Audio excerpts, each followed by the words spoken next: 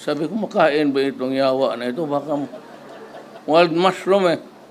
But it was really very delicious. Sana magpadala pa siya. Sana kayo. Baski kontrapartido tayo. Wala na akong ambient politics. I cannot seek re-election. I hit the wall there something. So I will not waste my time just talking, coming here, and allowing corruption. Hindi ko talaga, ayaw ko. Huwag kayong pumasok dyan. Sabi ko, Duterte may corruption. Talaga. Pero today I have fired on what is really very